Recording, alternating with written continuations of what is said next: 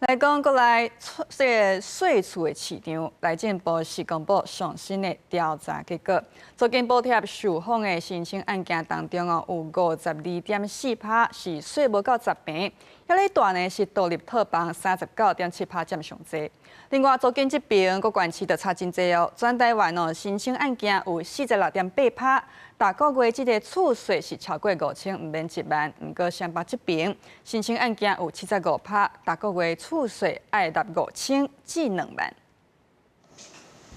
台北市文山区哇，升旗岩一带一间的徛街，沿这山边起起来，因为附近就是大学。详细一个看，卖种雅房套房要出租，像是你同学已经伫附近租厝2年啊，加室友来分租，甲扣掉租金补贴了后，租金无到5000块，伊家己感觉俗无贵。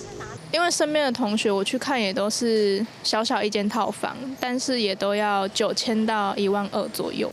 租厝市场状况安怎？内政部上新113年主体需求动向调查结果，租金补贴受访申请案件内底，大约52.4%的租厝面积无到10平。六大都市内底，台南市占的比率上悬，63.1%，台中市56.8%。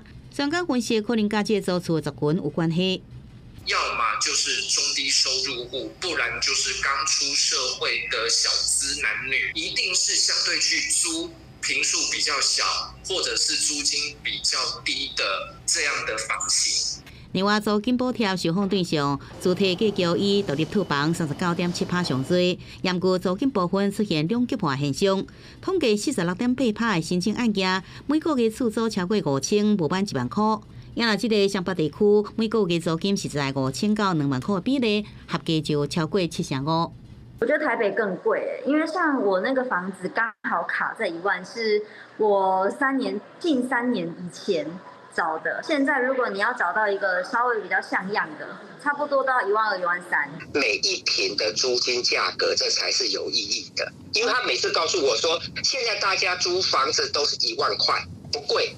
可我问的是1万块到底租什么房子嘛？居住正义团体认为，现行租金补贴制度有未少的缺陷，亲像标准宽松，甚至有加领，也有倒领的状况。